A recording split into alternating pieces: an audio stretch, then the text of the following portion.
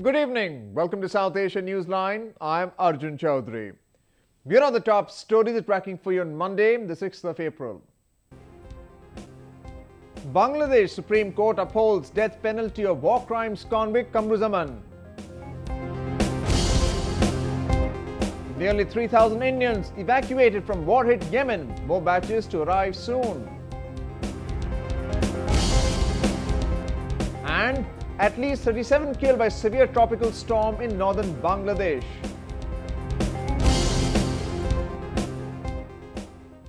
And now for all the details. The Bangladesh Supreme Court on Monday upheld the capital punishment awarded to convicted war criminal Mohammad Kamaruzzaman. He was found guilty of crimes against humanity committed during the 1971 Liberation War.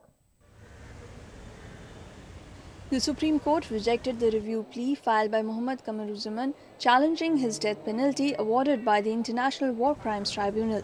The prosecutor said Kamaruzzaman can now be executed anytime.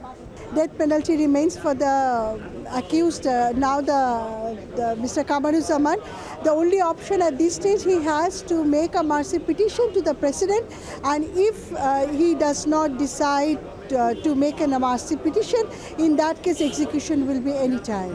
Kamaruzzaman's legal team, however, said even though he had the option of seeking clemency, he won't ask for presidential pardon. The Ganajagran Manch or People's Resurgence Platform of Bangladesh, which had been holding regular protests seeking execution of Kamaruzzaman, said they welcomed the judgment. সুতরাং আজকে এই review নিষ্পত্তি হবার ফলে এখন আর কামারুজ্জামানের সর্বোচ্চ দণ্ড কার্যকরে কোনো বাধা নেই এবং এই রায় সারা দেশের মানুষকে খুশি করেছে, আনন্দিত করেছে, কেননা এটা আমাদের দীর্ঘদিনের প্রত্যাশা ছিল।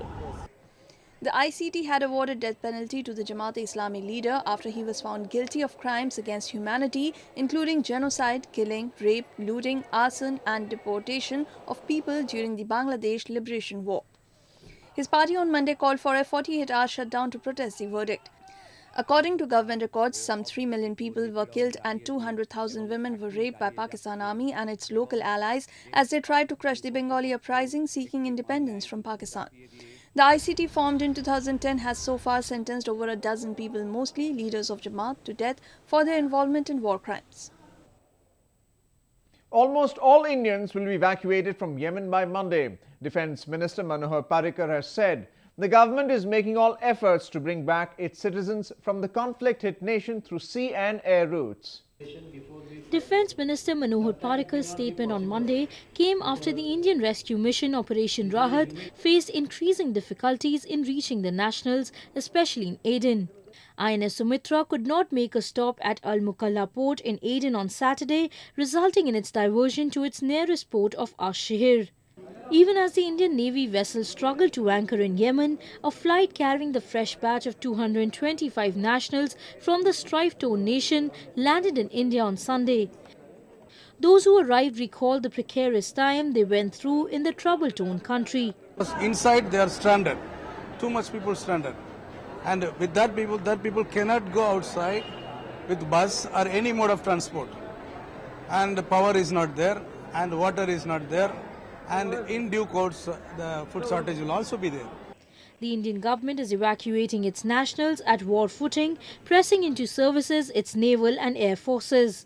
It has also helped pull out nationals from Bangladesh, Pakistan, Nepal, Djibouti and Uganda. So far, almost 3,000 nationals out of the estimated 4,000 have returned, following Saudi-led airstrikes on pro-Iranian Houthi rebels in the country.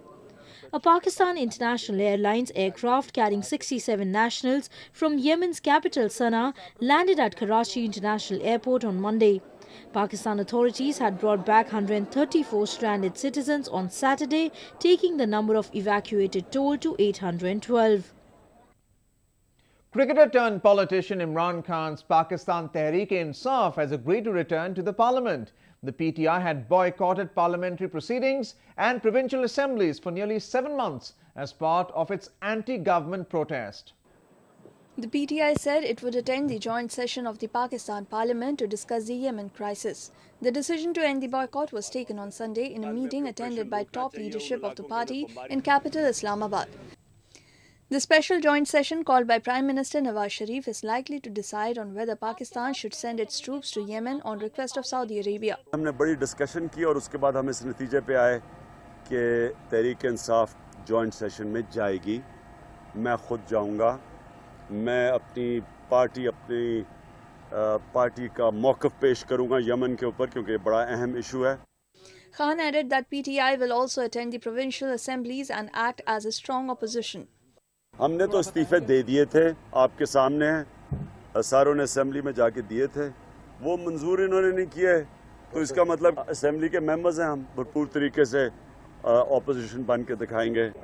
Khan's PTI had boycotted the parliament and provincial assemblies in Sindh and Punjab ever since August last year to pressurize the Sharif government on election recounting. Indian Prime Minister Narendra Modi is set to visit France, Germany and Canada to promote his nation as a global manufacturing hub beginning this week. He's also expected to seek bilateral cooperation on energy and security matters. Our political editor Smita Prakash has more in this report. Barely a month after a three-nation tour of Indian Ocean neighbours, Prime Minister Modi is headed to Europe and Canada. He is expected to revive several agreements which have fallen off the radar.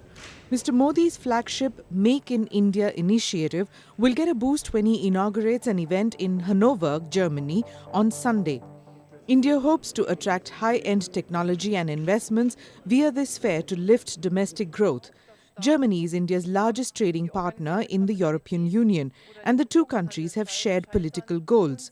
German Chancellor Angela Merkel and Mr. Modi will jointly launch the Make in India Fair, where skill development among youth will be an area of focus. In Canada, Mr. Modi will visit Ottawa, Toronto and Vancouver, where trade and investment and energy cooperation are top on the agenda. It's a great idea, Make in India, and it's likely to get a big impetus by his visit to these three countries. I think this would be an opportunity for the corporate leaders in these three countries to have a one-on-one or to have a group meeting with the Prime Minister and to directly speak to him about the plans for India.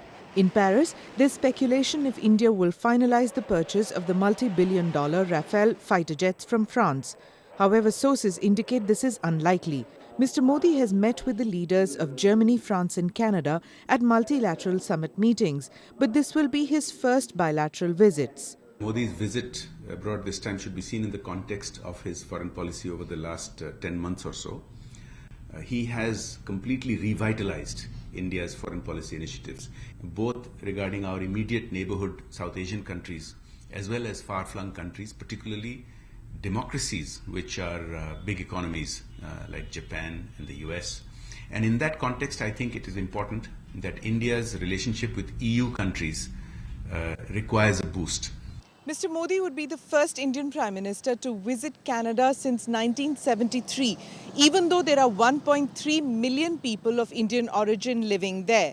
Mr. Modi's visit to all three countries is aimed at promoting investment and creating jobs back home. Smita Prakash, South Asia Newsline in New Delhi. The toll in Bangladesh's severe storm rose to 37 on Monday, after 23 more dead bodies were found. Bangladesh was hit by a tropical storm late on Saturday, majorly devastating the Bogra district, some 145 miles north of capital Dhaka.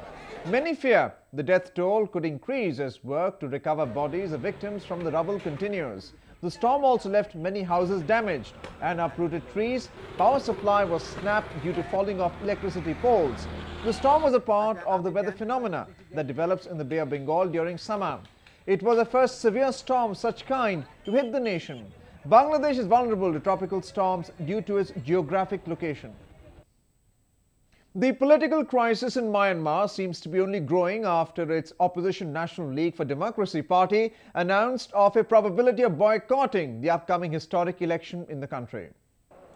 Myanmar opposition chief Aung San Suu Kyi has hinted that boycotting the crucial election was an option if a military-drafted constitution that bars her from becoming president remains unchanged. Speaking during an interview, Suu Kyi said that her party was ready to govern, but President Thein Sein might try to postpone the election.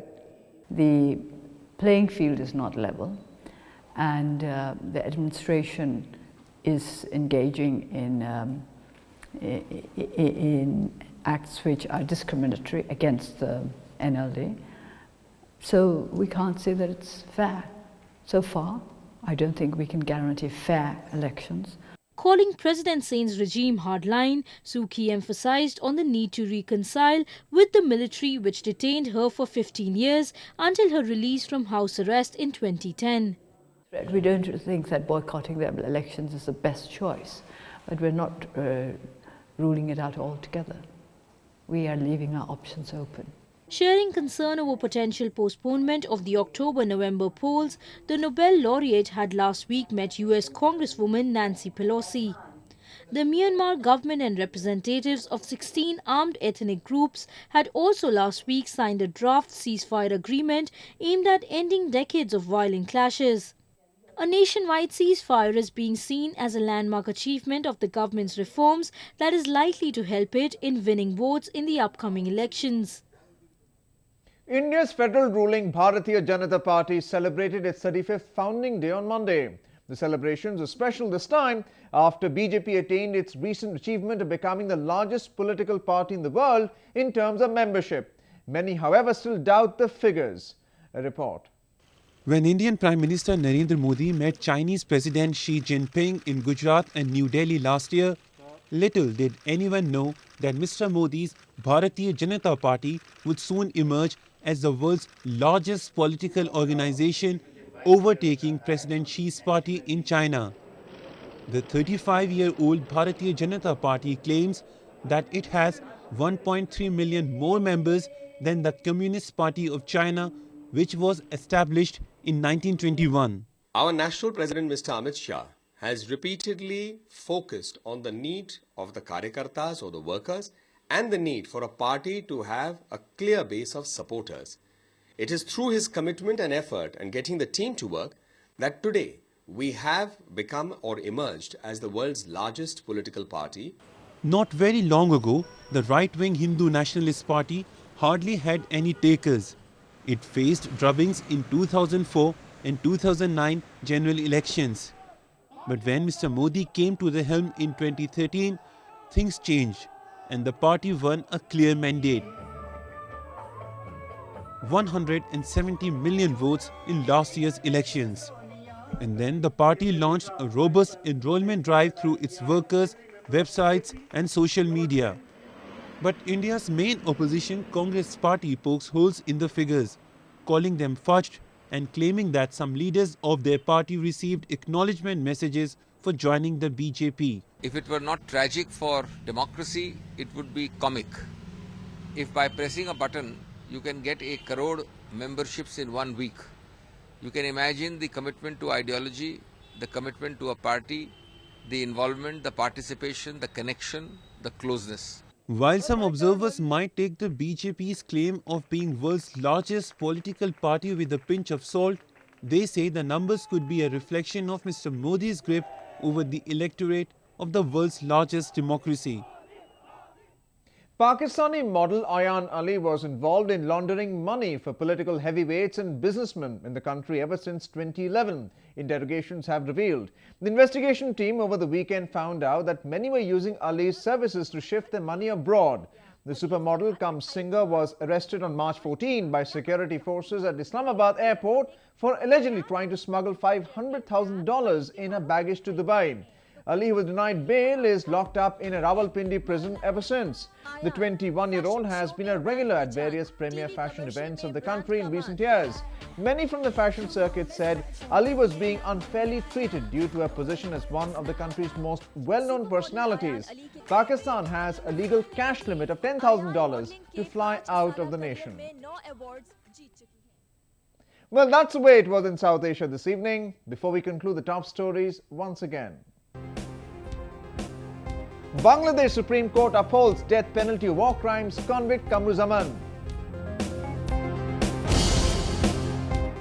Nearly 3,000 Indians evacuated from war-hit Yemen. More batches to arrive soon.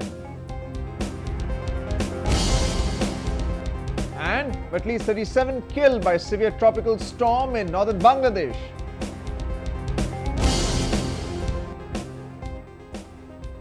Now our viewers can watch the show on southasianewsline.com. You can also visit us on facebook.com/SAsiaNewsline and follow us on Twitter @SAsiaNewsline. That's all in tonight's edition. It's the same time tomorrow. Good night.